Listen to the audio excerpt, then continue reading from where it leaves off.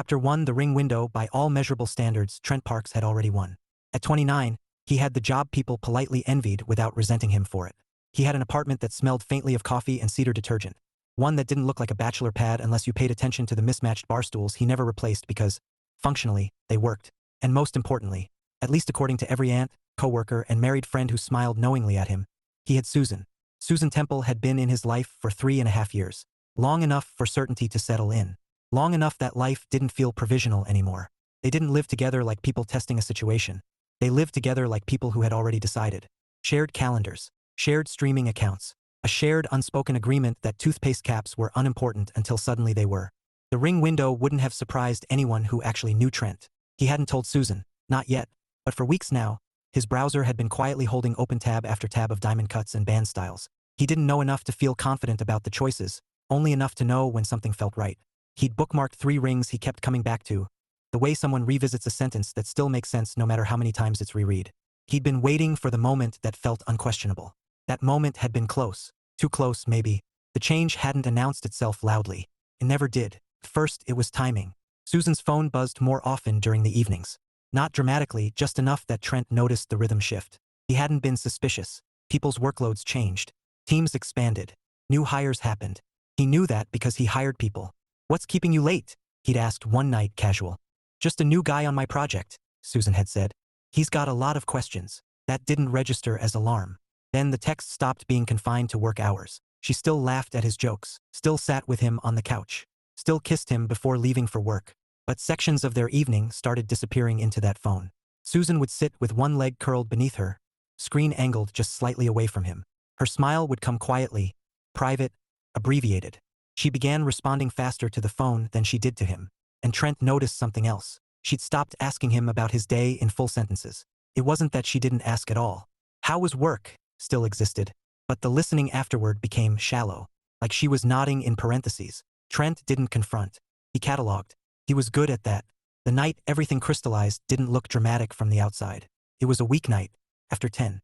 The kind of hour when responsibility weighed heavier than curiosity. They were in bed, both angled toward opposite edges the way couples end up organically doing. Susan was reading something on her phone.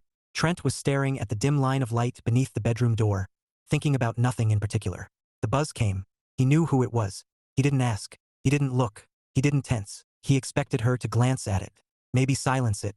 Maybe roll over and deal with it in the morning. Instead, she lifted the phone fully. Her thumbs started moving.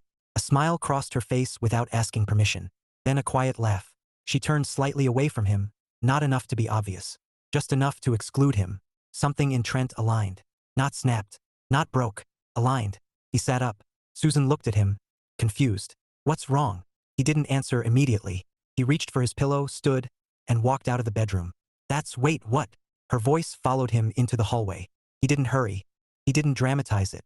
He laid his pillow on the guest bed, pulled down the covers and sat. Susan appeared in the doorway seconds later. "Trent, what is going on?" He looked up at her. "I'm not sharing a bed," he said calmly, "with a woman who's investing her emotional energy in another man." Her mouth opened, then closed. "That's not fair." "This isn't an argument," he said, holding up his hand. "I'm not asking questions. I don't care about intent. I care about behavior. He's just a coworker. Who feels comfortable starting conversations with you after 10 at night?" Trent's tone didn't rise. "Who clearly doesn't think our relationship deserves protection. And who you are choosing to engage with while lying next to me." Susan crossed her arms. "You don't know what we're talking about." "You're right," Trent said. "I don't. And I don't need to. Because this isn't about whether you've cheated physically. It's about you standing on the edge of something and pretending it doesn't count." Her eyes flashed. "So what, you're punishing me?" "No." He met her gaze evenly. "I'm protecting myself. You're overreacting." "No," Trent said again. "I'm responding." There was silence. Thick. Uncomfortable. Finally, Susan spoke quieter. "So what happens now?" Trent exhaled slowly. "Now, you decide whether I'm your partner or your safety net." She stared at him like she just realized the ground wasn't guaranteed. He lay back onto the guest bed and reached for the lamp. "I'll be here," he said. "But I won't be taken for granted." The light clicked off. Susan stood there longer than she meant to. And for the first time in years, neither of them assumed how the night would end. Chapter 2 Lines and Boundaries. Morning did not fix anything. It rarely did. Trent became aware of the apartment again in pieces instead of as a whole. The hum of the refrigerator, the stale echo of last night's tension still lodged in the air, the unfamiliar sensation of waking without Susan beside him. The guest bed was narrower than memory suggested. He lay there for a full minute, staring at the ceiling fan he'd never bothered to dust, before sitting up. He didn't feel triumphant. He felt clear. That was new. In the kitchen, Susan sat at the table with her laptop open but idle. A mug of coffee steamed beside her, untouched. She looked up when he entered, eyes immediately sharpening with anxiety, as though she'd been rehearsing for his arrival but hadn't expected the moment to arrive quite so soon. "Morning," she said. "Morning," Trent replied. He reached for his own mug, the one with a chipped rim they'd been meaning to throw out for a year, and filled it. Their movements overlapped awkwardly, careful not to brush. Susan waited until he sat across from her. "So, are you serious?" Trent wrapped his hands around the mug, feeling the warmth steady him. "About sleeping in the guest room?" "No," she said quickly. "About all of it." He took a sip before answering. "Yes." Her jaw tightened. "You didn't even give me a chance to explain." "I didn't ask for an explanation." "That's ridiculous.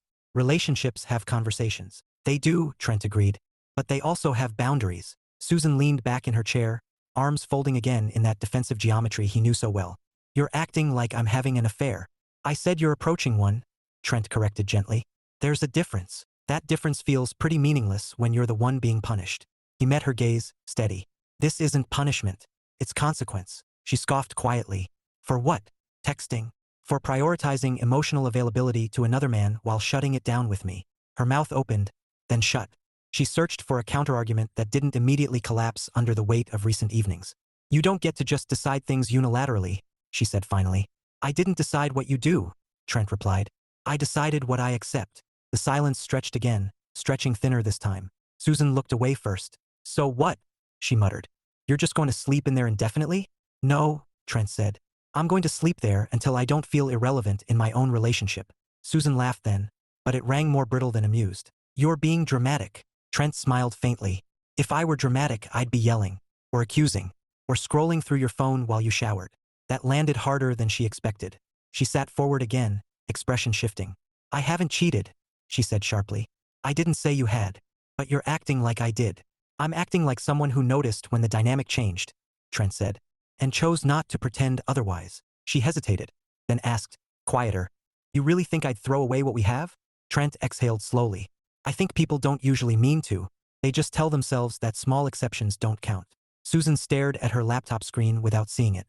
"You didn't even ask who he is." "I know who he is," Trent said. "And that's not the point." "Then what is the point?" "That when someone laughs softly at a phone beside you instead of with you, something is already wrong." Susan swallowed. The words hit too close to the truth she'd been avoiding naming. "So this is it?"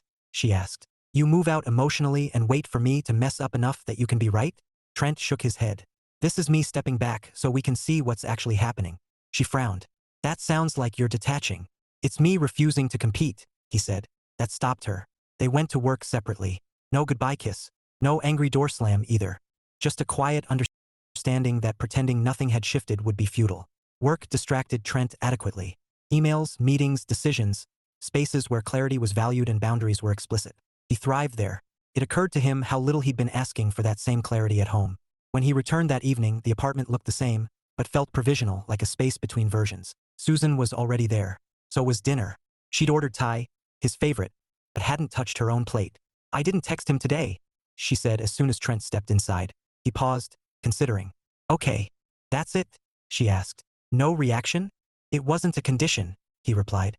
"It was an observation." Her shoulders sagged slightly. "I wish you'd fight more." "I am," Trent said softly. "Just not the way you expect." They ate in cautious conversation, navigating neutral topics. Cooking shows, a mutual friend's promotion. It was almost comfortable until Susan set her fork down. "My dad called," she said. Trent glanced up. "Everything okay?"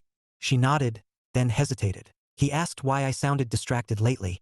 And I told him we had a disagreement." She winced. "He asked what it was about." Trent said nothing. He waited. Susan folded her napkin carefully. "He told me something," she continued. "Something about respect. About how every relationship has lines you don't test unless you're prepared to lose trust." Trent's brow creased. "That sounds like your dad. He said if my mother ever felt second to someone else, even an idea, he didn't want to be married to the man who caused it." Susan's voice softened. "He asked me if that's who I wanted to be." The words settled between them, heavy and unavoidable. "I didn't know what to say," she admitted. Trent reached for his glass. "Sometimes there isn't anything to say right away." She nodded, eyes glossy. I didn't realize how far I'd leaned until you stepped back. That's usually how balance works, Trent said quietly. She looked at him then, not defensive, not combative, just uncertain. So where does that leave us? Trent met her gaze, steady and open. That depends on whether we're willing to rebuild without shortcuts. Susan inhaled slowly. I don't want to lose you. Trent didn't rush to reassure her. I don't want to be taken for granted, he said instead. And for the first time since the guest room light clicked off, Susan heard him, not as an obstacle but as a boundary she had to choose to honor. Chapter 3, The Uncomfortable Mirror. Susan Temple had not planned to see her father that morning. The visit started as a practical errand, dropping off a folder of old insurance paperwork he'd asked her to bring by weeks ago, but practicality had a way of disguising emotional ambushes. She pulled into her parents' driveway and sat in the car a beat longer than necessary, staring at the neat hedges her mother trimmed with almost competitive precision. She checked her phone. No messages from Trent. That, more than anything, unsettled her. Inside, the house smelled like coffee and lemon cleaner, a combination that immediately made her feel 16 years old again. Her father was at the kitchen table, glasses low on his nose, reading the paper like the internet had never been invented. Hey, kiddo, he said without looking up. Hey, Susan replied, setting the folder down. You still read those? He glanced at her over the top of the page. Still like knowing someone edited the truth before I read it. She smiled faintly and poured herself coffee, noticing the way his attention lingered on her longer than usual. Parents always knew before you decided what to tell them. You look restless, he observed. I'm fine, he hummed skeptically. You're fine the way people say it when they're hoping nobody follows up. Susan sighed and sat across from him. Trent and I are working through something. Her father folded the paper neatly. That's usually code for something got ignored too long. She winced. You always have to do that? Save time? He asked mildly. Yes. She took a breath. He's upset because I got too close to someone at work. Her father didn't react immediately. He just watched her, waiting for the rest. When it didn't come, he tipped his head slightly. And nothing, she said defensively. Nothing happened. Did it almost? I don't know, Susan admitted. I didn't think of it like that. That's often how it starts, he said gently. She frowned. So you're taking his side? I'm taking Clarity's side, her father replied. You can keep going. Susan wrapped both hands around her mug, staring into the surface like answers might rise if she waited long enough. Trent said I wasn't acting like his partner, that I was investing emotionally somewhere else. Her father nodded slowly. Is that true? The question was quiet, unadorned. No accusation, no rescue. Susan swallowed. I didn't mean to. He reached out and tapped the table once. That's not the question. She closed her eyes briefly. Yes, she said. Her father leaned back, exhaling. Okay. That's it? She asked. No lecture. Oh, the lecture's coming, he assured her. I just wanted the honest starting point. She groaned. Great. He smiled faintly. Let me ask you something. Did you feel flattered? Susan hesitated. Maybe. Did you like not being responsible for his feelings? That hit closer. She didn't answer right away. That's where things get slippery, her father continued. Because attention without accountability feels easy, and easy feels good. She stared at him. You've thought about this. I've watched it happen, he corrected. For decades. She sighed. Trent slept in the guest room. That doesn't surprise me. It surprised me, she muttered. He didn't yell. He didn't demand my phone. He just stepped back. Her father nodded approvingly. That's a man who knows his worth. Susan bristled. So you think I don't? I think you forgot, he said evenly. And when people forget, they start borrowing validation from places it doesn't belong. She stared into her coffee again, blinking quickly. He said he wasn't going to be my safety net. Her father's eyes sharpened slightly. Good. Susan looked up. Good. Good, he repeated. Because when people believe they can't lose you, they stop protecting you. She swallowed. You never worried Mom might drift? Her father chuckled softly. No. Not because she couldn't, but because we both knew we'd notice before it got that far. Susan leaned back, absorbing that. So what am I supposed to do? That depends, he said. Do you want comfort? Or do you want respect? The words settled heavily. I want both. He smiled gently. Then act like someone who knows how to guard them. The drive home felt longer. Susan replayed the conversation in fragments, each one sharper than the last. By the time she pulled into the apartment lot, she was already emotionally exhausted and unusually clear. Inside, the apartment was quiet. Trent's shoes were by the door. His jacket hung on the chair. He was home. She found him on the couch, laptop closed, watching nothing in particular. He looked up when she entered. Hey, he said. Hey, she replied. She sat beside him, closer than she had in days but careful not to crowd him. I talked to my dad. He nodded. How did that go? She let out a breathy laugh. Honestly? Brutal. Your family tends toward efficiency. He told me you weren't wrong. Trent tilted his head. And how do you feel about that? I feel like I owe you an apology that doesn't try to explain itself, she said quietly. He didn't interrupt. I liked the attention, Susan continued, and I liked that it didn't cost me anything upfront. And I didn't realize I was treating you like something permanent enough not to protect. Trent's jaw tightened, not in anger, but restraint. I don't want to lose you, she said, but I'm starting to understand that saying that doesn't matter unless I act like it. That's true, Trent said softly. She looked at him. So, where does that leave us? Trent considered her a long, thoughtful pause. It leaves us with choices, he said. And time. She nodded, eyes glossy but steady. I ended it. The texting. The late conversations. All of it. I didn't ask you to, Trent said. I know, she replied. That's why it matters. They sat together in the quiet, not touching, not separated either. Something fragile but honest hovered between them. For the first time since the ring tabs had closed, Trent didn't feel like he was waiting for something to break. He felt like something was being tested, and maybe carefully rebuilt. Chapter 4, Distance with Intention. The guest room became Trent's again, but not in the way it had that first night. At first, it had felt like retreat, a line drawn under protest. Now, it felt deliberate, temporary, yes, but purposeful. His clothes occupied the spare dresser. His toothbrush had been relocated. The door no longer stood half open like an accusation. It closed with resolve. Susan noticed everything. She noticed that Trent didn't avoid her. He didn't sulk or punish with silence. He still asked how her day went. Still made coffee the way she liked it, strong with just enough cream to take the edge off. Still laughed when the dog 2 floors above them started barking at nothing at precisely 6:30 every evening. But he didn't drift back. That was the part she hadn't expected. Distance, she discovered, hit harder when it wasn't hostile. On Wednesday evening, she lingered in the kitchen after dinner, rinsing plates slowly, buying herself time. Trent leaned against the counter, scrolling through his phone. Not texting, she noticed. Just reading the news. Do you mind if I ask you something? She said. He looked up. Go ahead. How long were you thinking about proposing? The question landed squarely between them. Trent didn't dodge it. A few months. Her throat tightened. And I didn't know. No, he said gently. You didn't. She swallowed. You were looking at rings, weren't you? He considered her, then nodded. I stopped. Susan nodded back, absorbing the weight of that. Because of me. Because of uncertainty, he corrected. Those aren't always the same thing. She turned off the sink, drying her hands slowly. I hate that I made you question us. He studied her face. I don't hate that we're questioning things, he said. I hate that it took distance to make honesty happen. She folded the towel, fidgeting. So what now? Trent exhaled softly. Now we learn whether we can choose each other without assumption. That feels vague, she said. It's supposed to, he replied, a faint smile touching his mouth. Assumptions are comfortable. Clarity takes effort. She hesitated, then asked, Are you seeing anyone else? The question surprised them both. No, Trent said immediately. I don't step back so I can step sideways. She nodded, embarrassed. I just needed to know. That works both ways, he said calmly. Trust rebuilds when questions don't feel risky. Over the next few days, Susan changed, quietly, consistently. She left her phone face down more often than not. She initiated conversations instead of scrolling past them. She listened in a way that wasn't waiting for her turn. And Trent noticed, but he didn't rush. That was its own kind of discipline. Friday evening, they found themselves on the couch, a bowl of popcorn between them, watching a mediocre romantic comedy neither of them was truly invested in. Susan laughed too loudly at one of the jokes, then winced. Too much? She asked. No, Trent said. Just unexpected. She smiled sheepishly. After a moment, she shifted closer, not leaning into him but adjacent, close enough to feel warmth without assumption. They stayed that way. Halfway through the movie, Susan turned to him. I didn't realize how often I relied on your steadiness without earning it. Trent glanced at her. Are you apologizing or reflecting? Both, she said. I think I treated stability like a background feature instead of something active.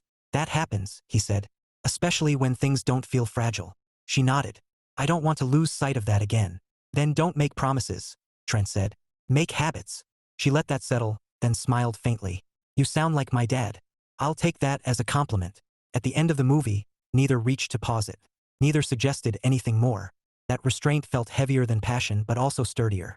That night, Susan lay awake in their shared bed, alone but alert. She realized something that surprised her.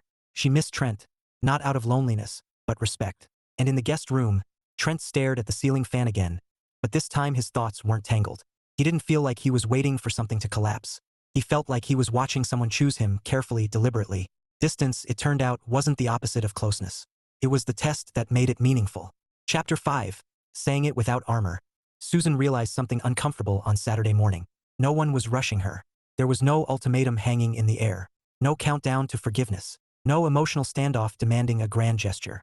Trent wasn't hovering, wasn't checking in, wasn't watching her to see if she'd stumble. He was simply being himself, and somehow that made the weight heavier. She found him in the kitchen, sleeves rolled up, making breakfast with the quiet competence that had always been his default. He didn't look up right away. "Morning," he said. "Morning," she replied. She lingered by the counter longer than necessary, knowing she was postponing something inevitable. Finally, she spoke. "I need to talk to you."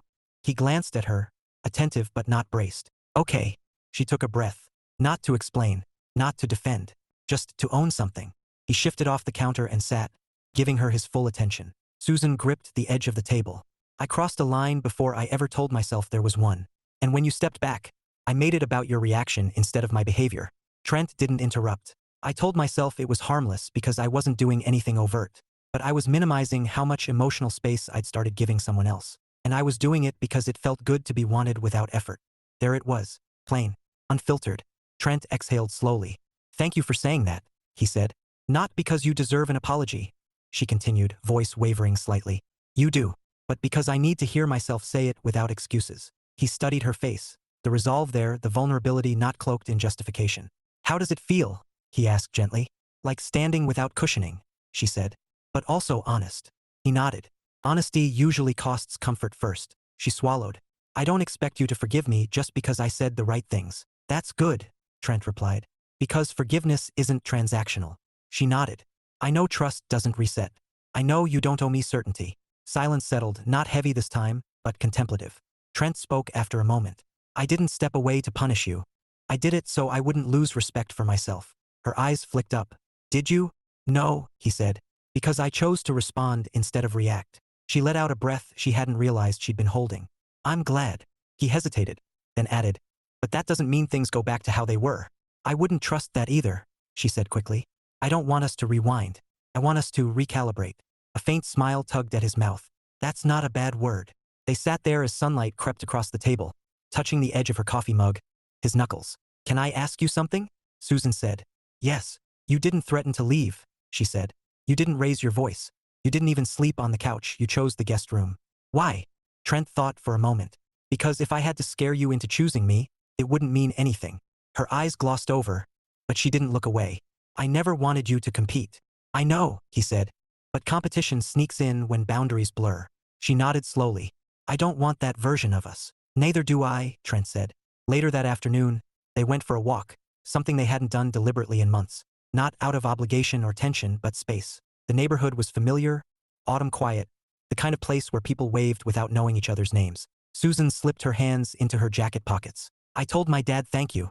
"For what?" "For not letting me off easy." Trent smiled. "He's good at that." "He said something else too," she added. "He said loyalty isn't about avoiding temptation. It's about refusing to entertain it." "That tracks," Trent said. She stopped walking then, turning to face him. "I refuse to entertain it." He met her gaze, a long look, weighing commitment against consistency. "Then keep refusing," he said. "Every day." She nodded. "I will." When they reached the apartment again, nothing dramatic happened. No proclamations, no tears. But Susan noticed something subtle. Trent didn't head for the guest room immediately. He didn't go to the bedroom either. He stayed. And for the first time since the distance began, staying felt like progress. Not comfort mistaken for resolution, but two people choosing to remain present while the ground was still settling. Rebuilding, Susan realized, didn't look like romance movies. It looked like restraint, and accountability, and the courage to mean what you said, especially when no one was watching. Chapter 6, The Shape of Honest Days. Something subtle shifted after Susan spoke without armor. Not dramatically, there was no cinematic swell, no sudden certainty. Instead, the days began to acquire a different shape. Less cautious than before, but more intentional. As if both of them were walking the same trail again, this time paying attention to where they placed their feet. Trent noticed it most in the mornings. Susan started getting up earlier, not because she had to, but because he did. She joined him in the kitchen while the coffee brewed, sometimes still wrapped in the sleepy version of herself that had always been reserved for intimacy. She didn't rush to her phone. In fact, most mornings it stayed on the counter, forgotten. That mattered more than words. One Wednesday, Trent caught himself almost moving back into the bedroom by habit. The realization stopped him short. He waited, let the instinct pass, and chose to stay where intention still lived. Susan noticed. She didn't mention it. Respect, she was learning, sometimes meant not pressing on things just because they felt good again. After work that evening, Trent suggested they grocery shop together. It was ordinary, painfully so, but Susan felt an unexpected flicker of relief. Ordinary meant shared rhythm. It meant forward motion without pressure. They stood in the produce aisle arguing amicably about avocados. "This one's ready," Susan said, pressing gently. "That one is disguising rot," Trent replied. "It's a liar." She laughed. "You're suspicious of produce now? I've been betrayed before." She smiled at him, not flirtatious, not cautious, just fond. In the checkout line, she reached for his hand.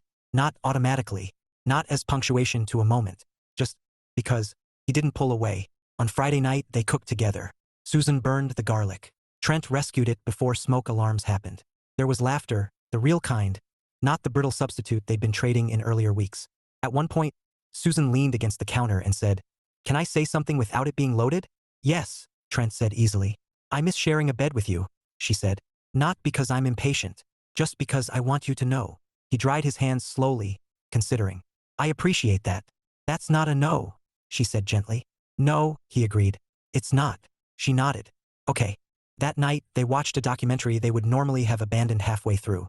Susan fell asleep against him on the couch, head on his shoulder. He stayed where he was long after the credits rolled, the weight of her there, comfortable, familiar, earned. When he finally moved her gently awake, she groggily murmured, "Guest room. For tonight," he said softly. She nodded, trusting. On Sunday, they met friends for brunch.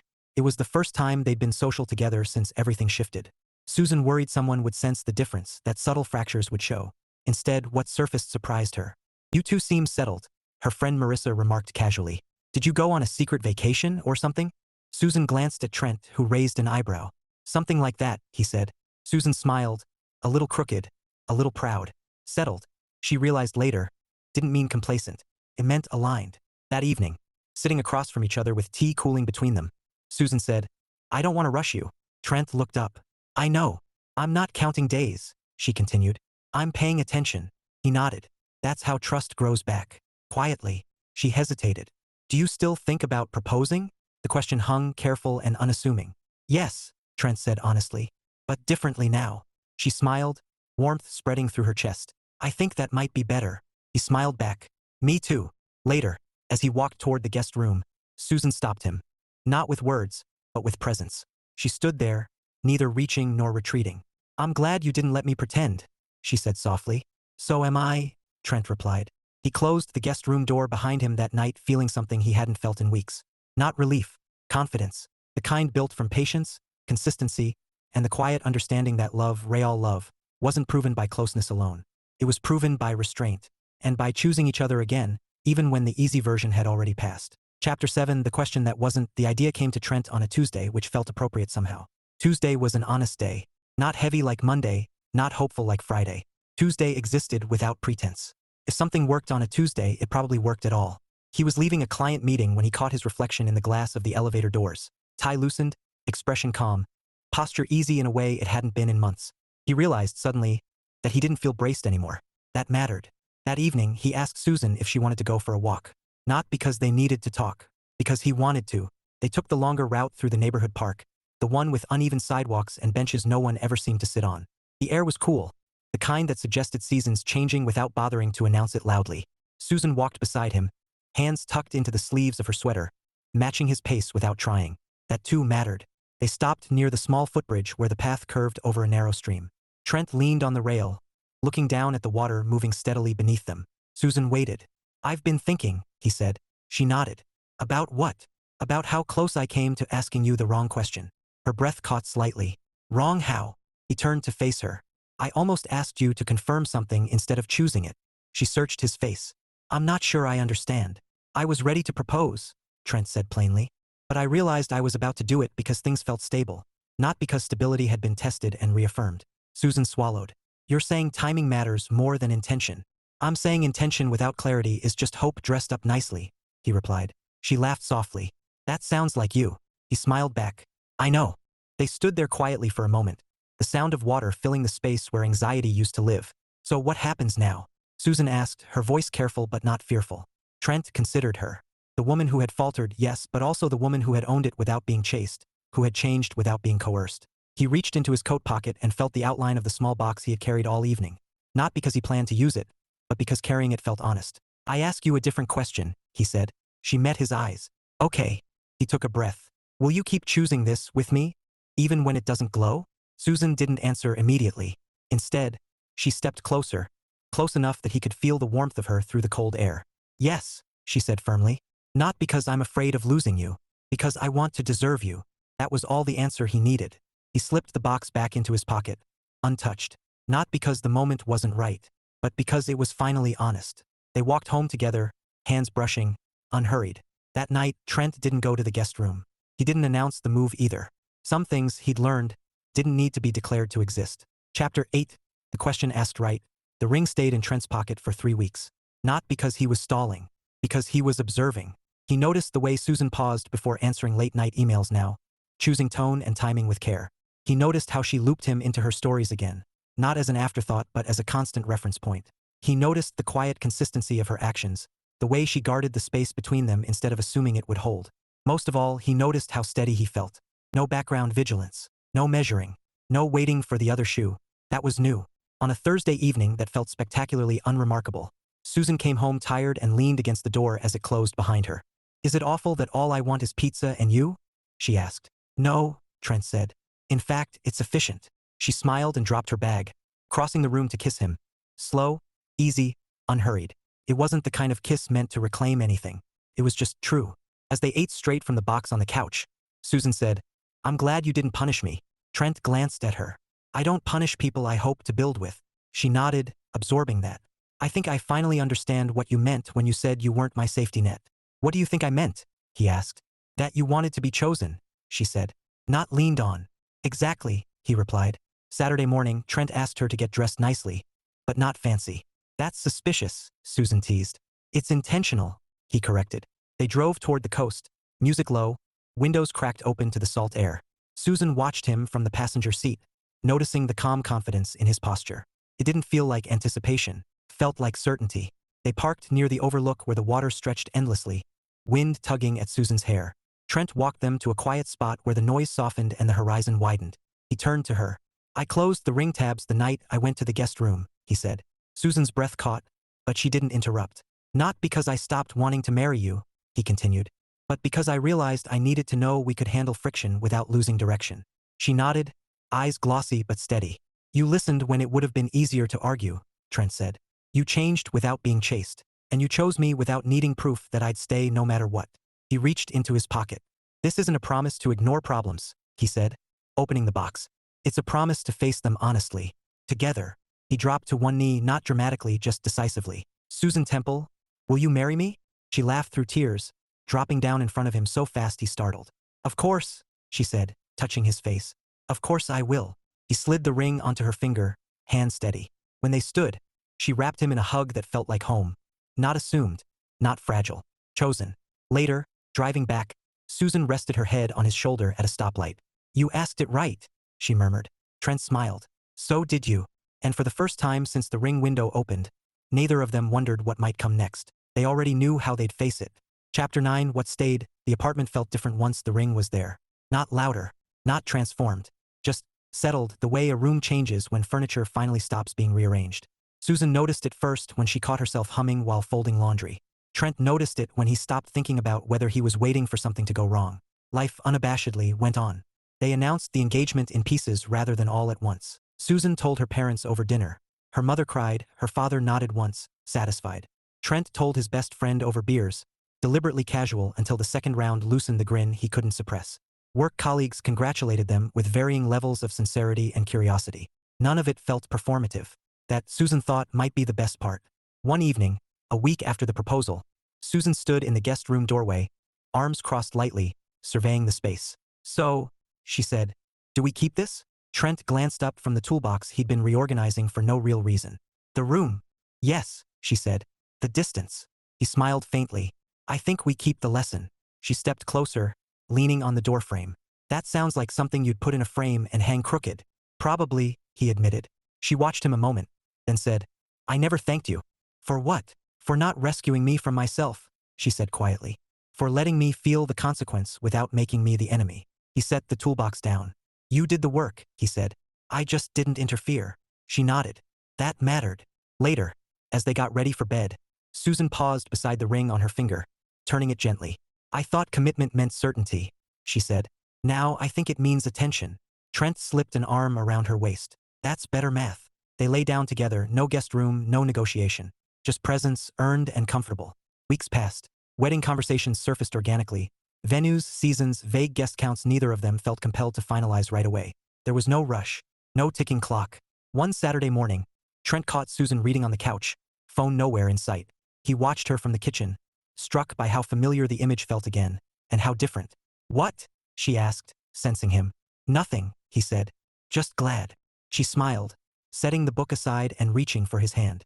Me too. They sat there quietly, the hum of everyday life moving around them. The distance that once threatened them hadn't vanished. It had taught them how to close it, carefully, honestly, without pretending it never existed. And when Trent thought back to the night he picked up his pillow and chose the guest room, he didn't regret it. Some questions, he'd learned, mattered more than rings, and some answers stayed. Epilogue, the quiet promise, the wedding did not arrive with spectacle. It arrived the way things that last usually did, with intention, planning, a few minor disagreements about seating, and one memorable argument over whether a live band was worth the cost. They compromised. It was, mostly. On the morning of the ceremony, Trent stood alone in the small room behind the venue, adjusting his cuffs for the third time. He wasn't nervous in the way movies like to advertise. No sweating palms, no bolt for the exit fantasies. What he felt instead was something steadier. Resolved. When Susan stepped into view at the end of the aisle later that afternoon, in a dress that didn't try to overwhelm her but somehow made her glow anyway, Trent smiled without thinking. The smile didn't say finally.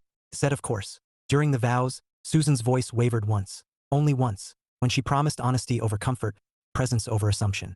Trent's voice stayed calm when he promised boundaries spoken aloud, not buried beneath faith taken for granted. Her father watched from the front row, hands folded, expression satisfied but unsurprised. Afterward, at the reception, Susan leaned into Trent as they swayed gently on the dance floor, the room blurred by laughter and low music.